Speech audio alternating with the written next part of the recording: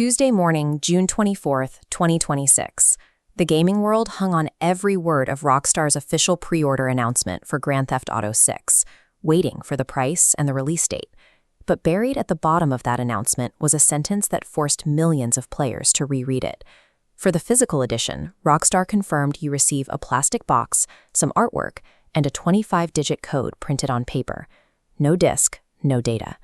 We had seen digital-only launches before, with titles like Alan Wake 2 in 2023. But this is a cultural juggernaut, the largest entertainment release in history, opting to abandon physical media on day one. That announcement separates the physical box from its historical purpose. The product on the shelf now exists as a container for software that isn't actually inside. To get that box, consumers pay $79.99. Rockstar is testing an $80 standard edition for a product that puts the entire burden of delivery directly onto the buyer's home network. Pulling a 200-gigabyte file across a 10-megabit rural connection stretches toward a 48-hour wait. Previously, physical games played instantly.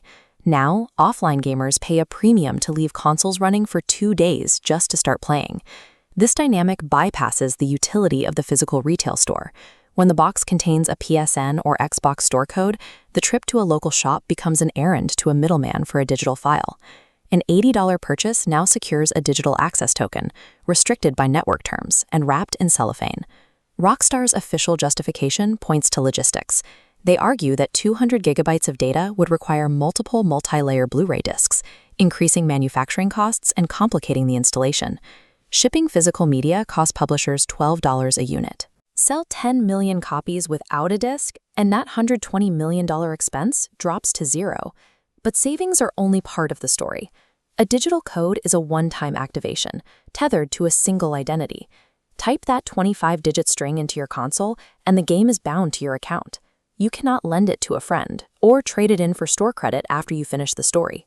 Moving away from the disc is a strategy to capture 100% of every future dollar spent on the title, effectively ending the existence of the secondhand market.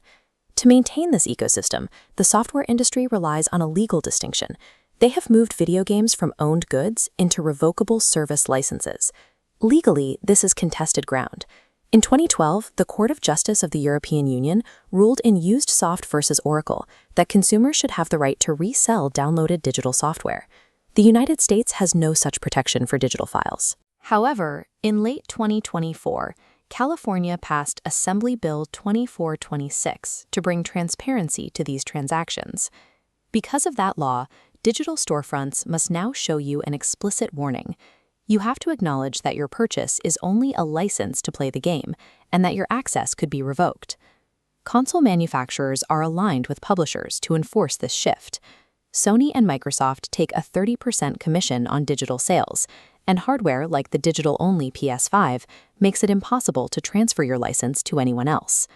The hardware on your shelf and the laws in the terms of service protect corporate monopolies by gradually phasing out consumer ownership. Under a license-only model, your library is vulnerable. If a publisher shuts down servers or loses the rights to in-game music, the software can vanish from your console entirely. We have seen this before. Fully purchased titles like Scott Pilgrim, early Forza Motorsport games, and the horror demo PT were delisted, locking out new downloads and rendering them unplayable for many. The danger is personal, too.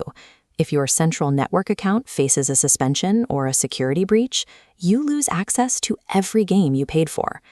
Market analysts project that by the time the next generation of consoles arrives in 2030, the disk drive will be gone from the default hardware package.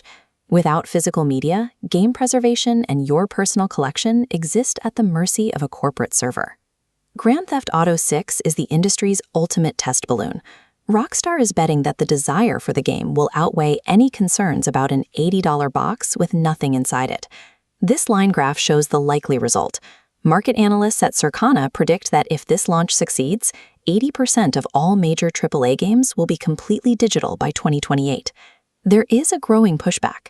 In Europe, the Stop Killing Games campaign has gathered hundreds of thousands of signatures, seeking laws that require publishers to keep games playable long after the servers go dark. Meanwhile, boutique companies like limited run games are seeing record demand from a niche market that values the permanence of a physical object.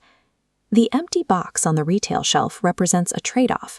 We have chosen the immediate convenience of a download over the permanence of owning our own culture.